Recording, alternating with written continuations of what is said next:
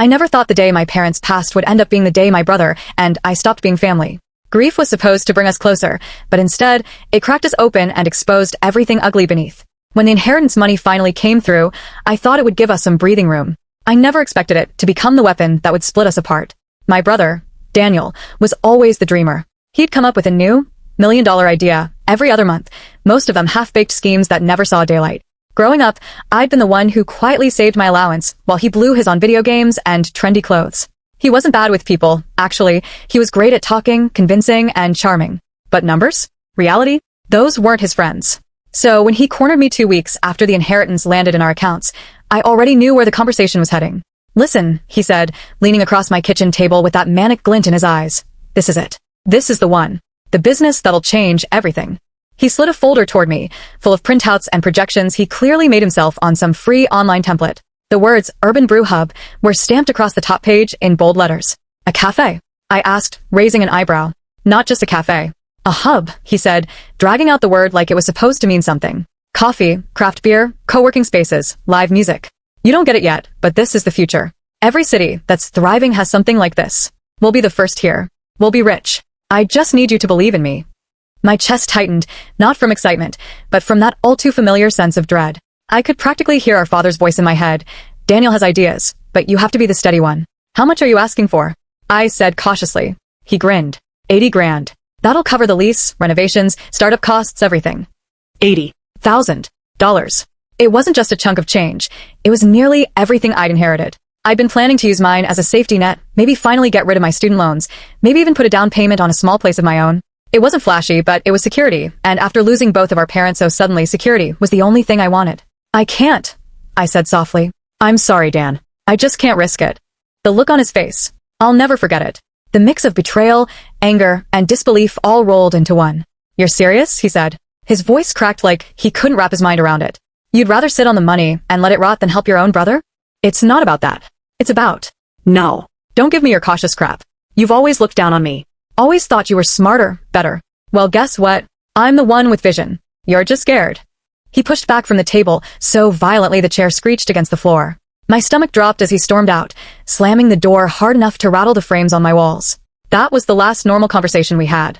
The next few weeks, word started spreading. Friends of friends mentioned Daniel was talking about opening his cafe. Anyway, I figured maybe he found a smaller investor or decided to scale it down. But then one night, scrolling social media, I saw a post that made my blood run cold.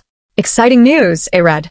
"Urban Brew Hub coming soon. Big thanks to my amazing sister for believing in me and helping me launch this dream." My name was tagged. I nearly dropped my phone. The comments were already rolling in. People congratulating me, praising me for being supportive, calling us the best sibling duo ever. I hadn't given him a cent.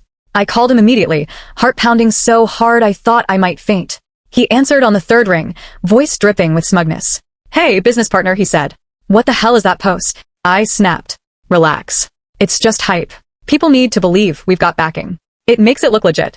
Don't worry, I'll get investors once they see the buzz." "Daniel, that's lying. You dragged my name into it without asking me.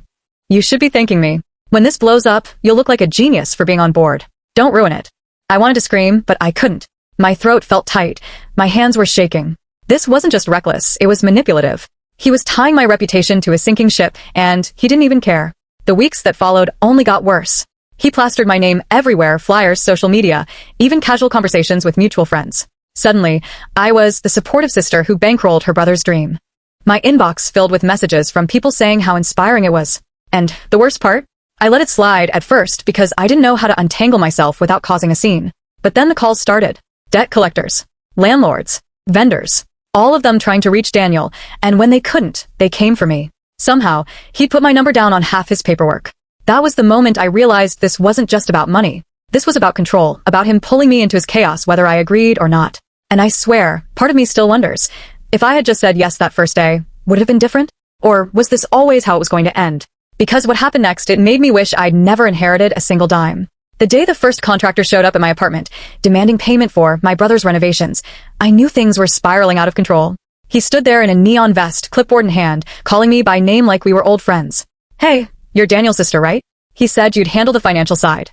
I froze in the doorway, clutching the frame. "Excuse me? I didn't agree to that."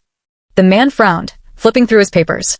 "He put your name down as co-signer. You mean to tell me that's not true?" My stomach dropped so hard I thought I might throw up. No, I said firmly.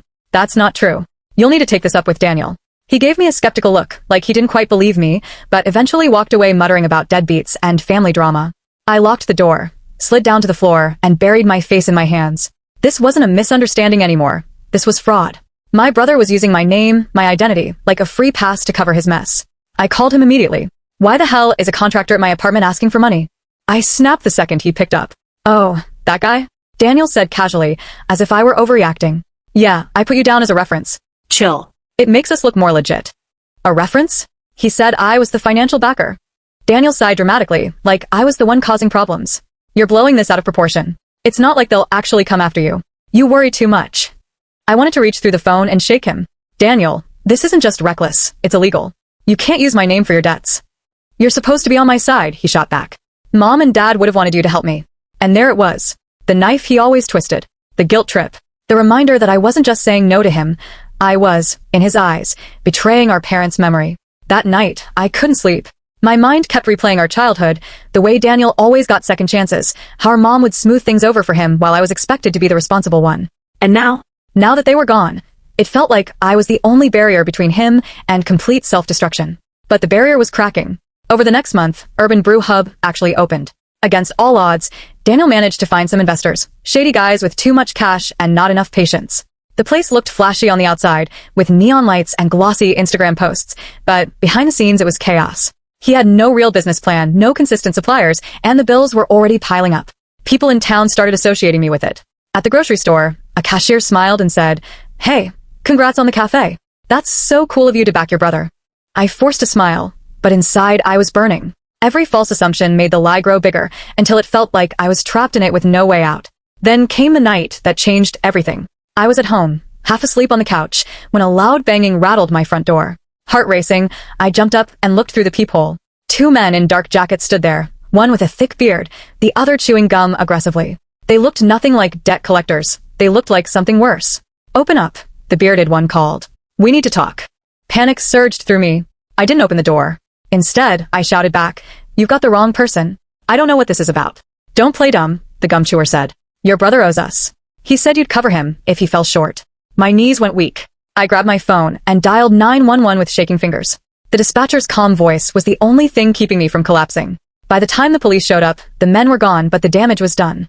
That night, as I filed the report, I realized Daniel hadn't just lied about me investing. He told dangerous people I was his safety net.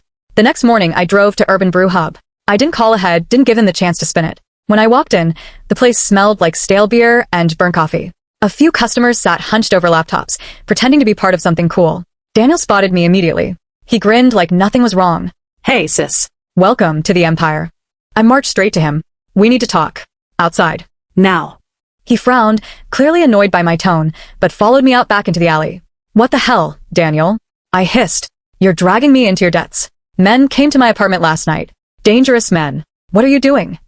He waved a hand, dismissive. "They're just investors. They're intense, sure, but it's fine. I've got this under control." "Control?" My voice cracked. "You've been signing my name on things. Giving people my number. You're putting me at risk." Do you even understand that? For the first time, he looked genuinely irritated, not just defensive. "You don't get it, do you? This is bigger than me, bigger than you. Once this takes off, nobody will care about a few white lies." I stared at him, searching for some shred of the brother I used to know.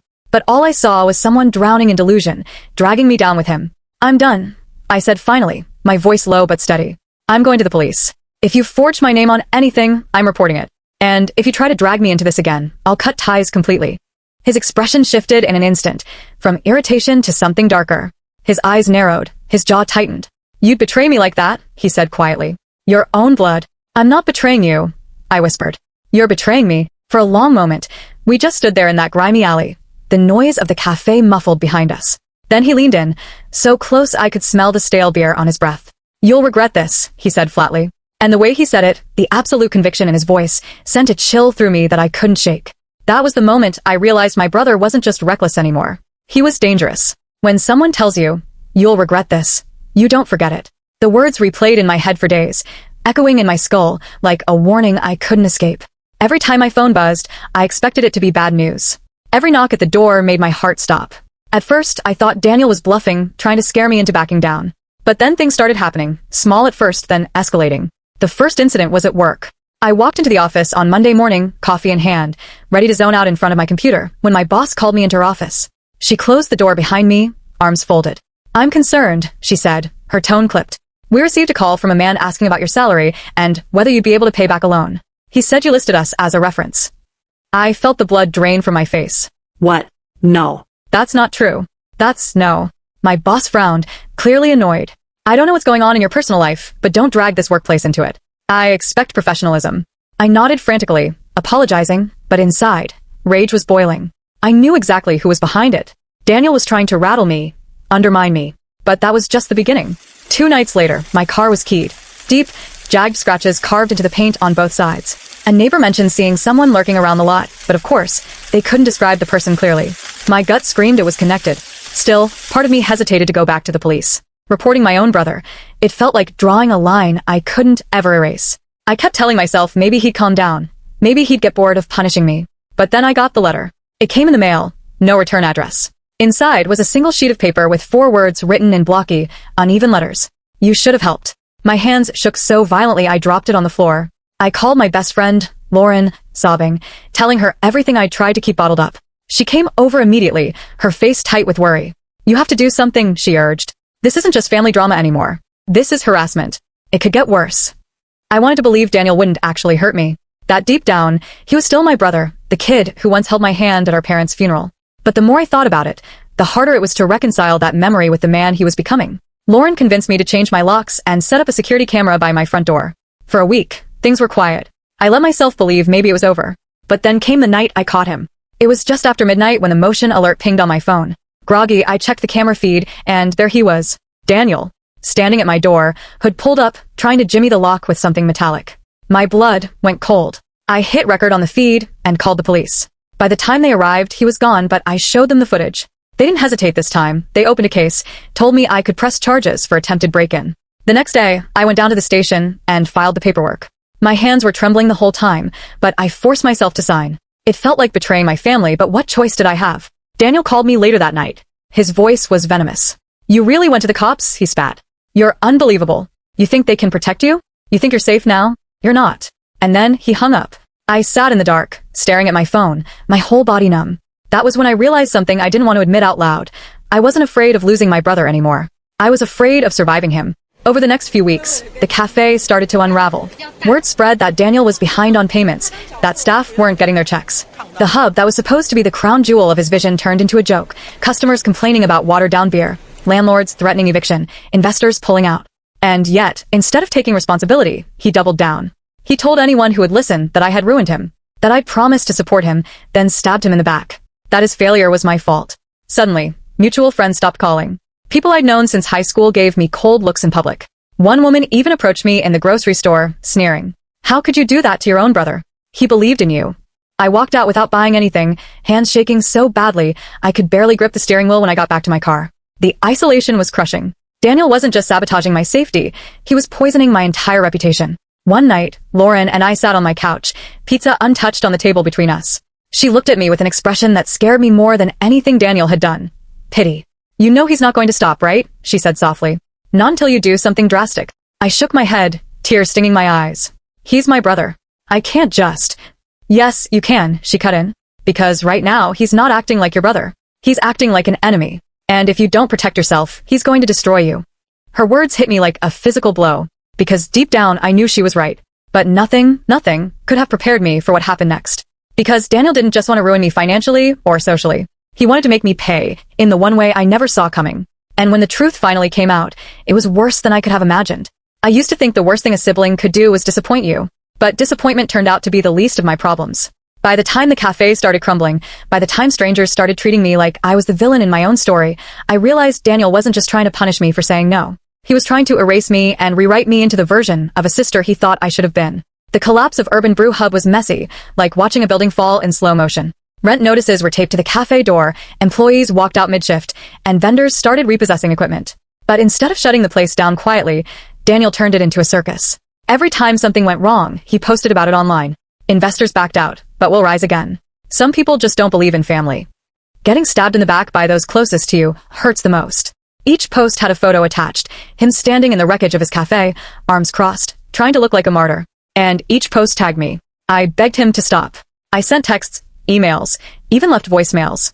Most of the time, he ignored me. When he did respond, his replies were short and cold. You could still fix this. You owe me. This is your fault. I started deleting social media accounts, trying to disappear from the digital fallout, but it was too late. People already believed his version of the story. To them, I was the selfish sister who hoarded her inheritance while her brother chased a dream. The fact that he'd forged my name on documents, dragged me into debt collectors' crosshairs, and tried to break into my apartment. None of that mattered. It felt like drowning. And no matter how hard I fought, no one could see I was the one underwater. But the night I truly lost my grip on reality came in the form of another letter. This time, it wasn't shoved in my mailbox. It was slid under my apartment door. I was curled up on the couch, dozing off with the TV playing softly, when the sound of paper scraping against the floor woke me. I bolted upright, heart racing, and stared at the envelope resting on my rug. Inside, there were photos. Of me, leaving work, grocery shopping, sitting in my car at a red light. Shots taken from a distance, but close enough to make my skin crawl. No note this time.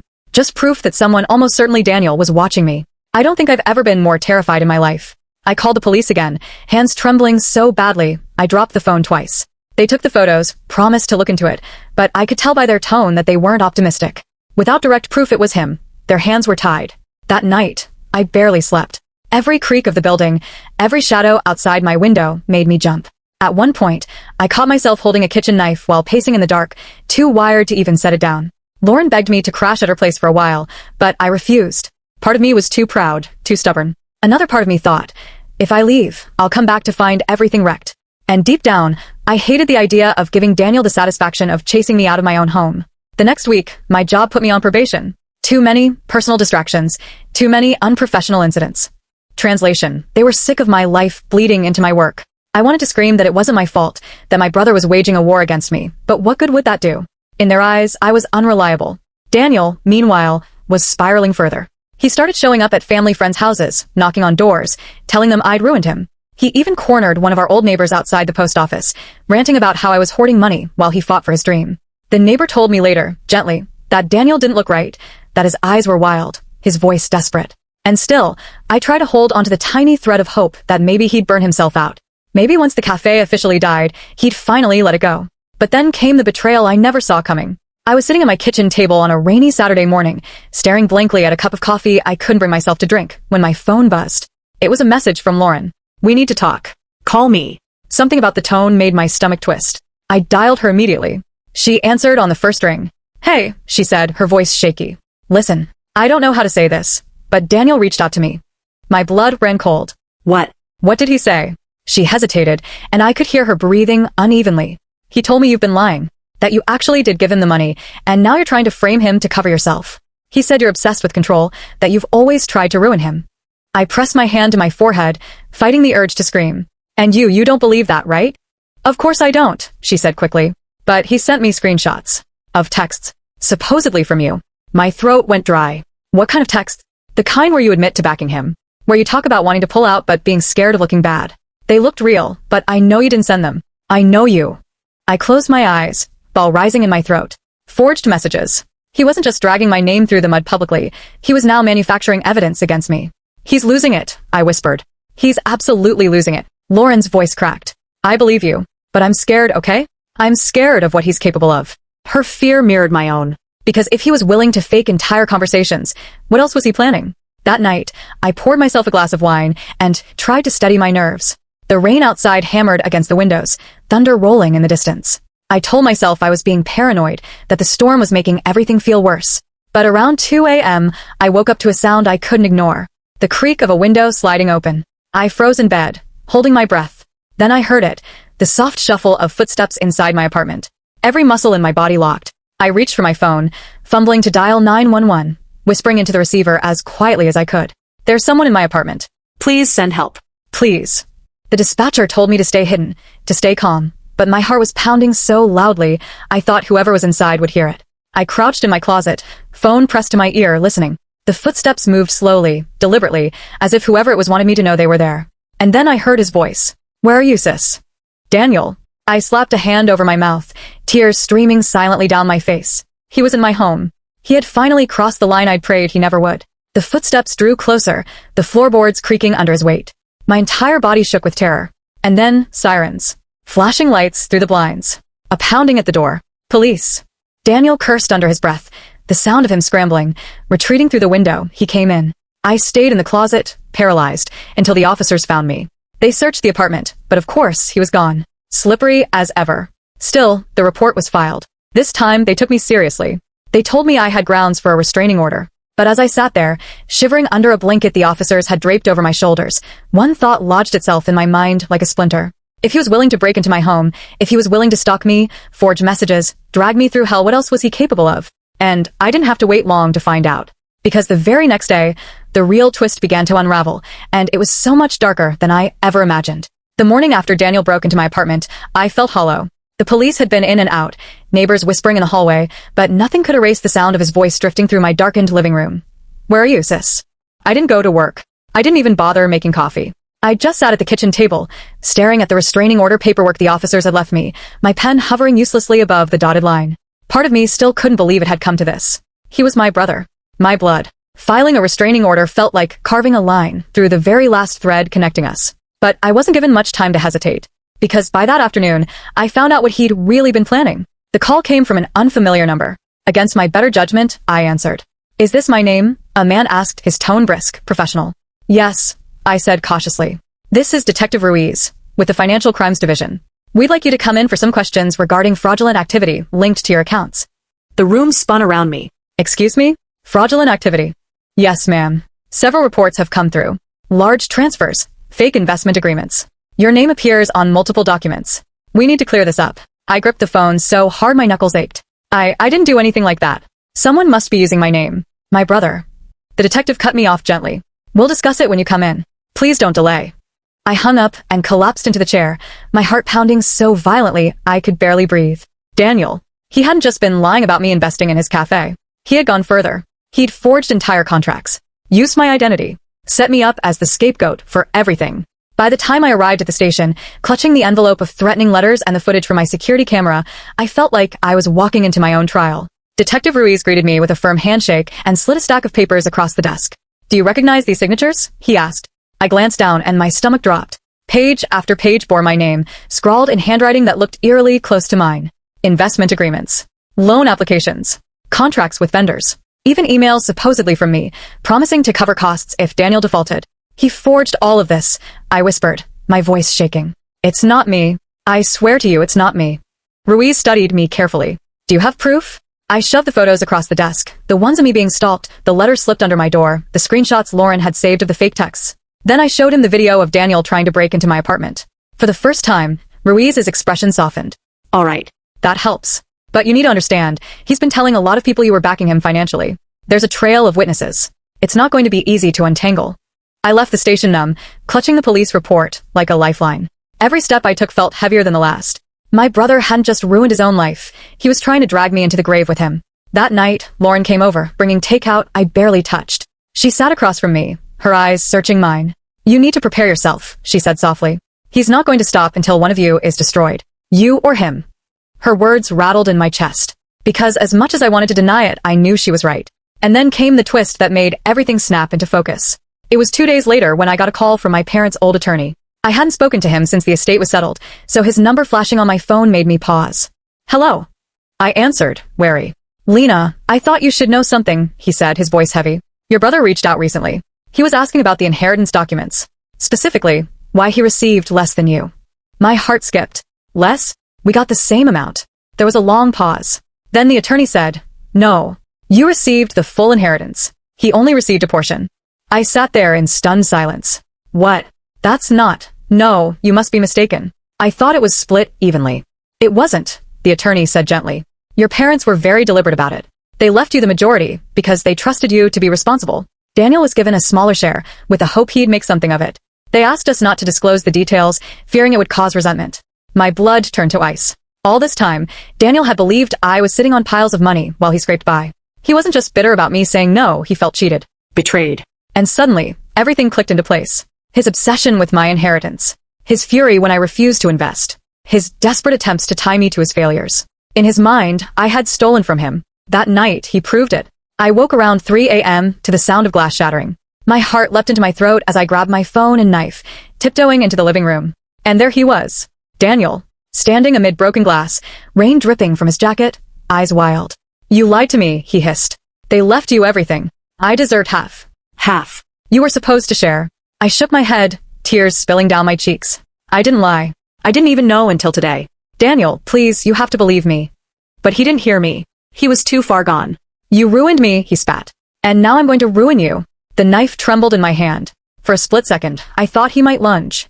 But then, sirens again. The police called by my alarm system, flooding the street with flashing lights. Daniel bolted, disappearing into the night like a ghost. And as I stood there, heart pounding, I realized the sickening truth. My brother didn't just want money. He wanted revenge for something I didn't even know existed. And he wasn't going to stop until one of us was destroyed. I didn't sleep after Daniel broke in that night. Even after the police swarmed the street, after they checked every corner of the apartment and assured me he was gone, I just sat on the couch with the lights blazing, knife still in my hand, waiting for the next sound. Morning sunlight finally seeped through the blinds, but it didn't feel like relief. It felt like exposure.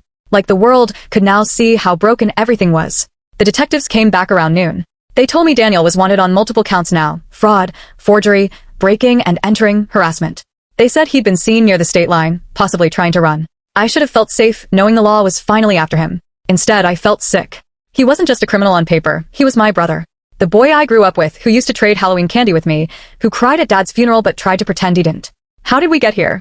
The days crawled by, but I couldn't escape him. Not really. Every time my phone buzzed, my heart lurched. Anonymous numbers called at odd hours. Some hung up immediately.